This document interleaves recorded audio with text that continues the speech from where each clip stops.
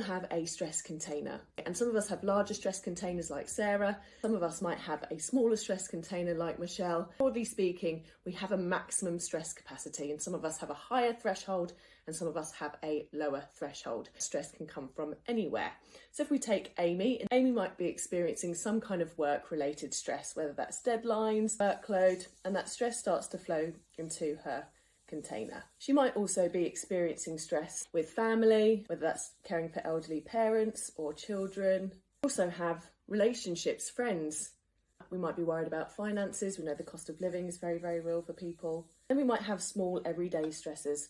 Things like being 5 minutes late to a meeting, we've been stuck in traffic, blocked into our driveway. And we might stick on the news and we hear a horrible story.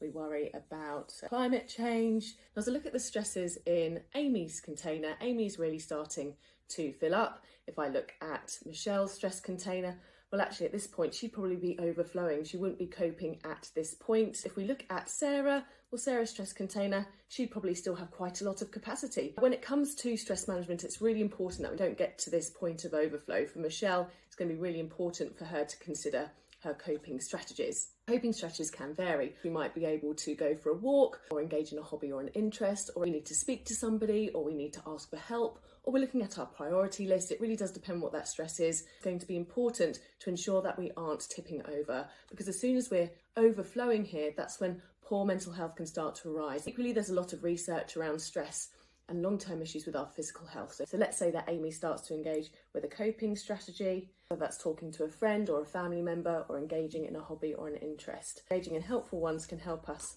to manage those stresses. But I've just popped something in there to block the stress container, because ultimately we know there are unhelpful coping strategies as well. Sometimes people move to drink, other substances, some people don't talk about things. That could start to become unhelpful. If that becomes blocked up, there's nowhere for the stress to go. The stress container could keep filling up and getting to that point of overflow.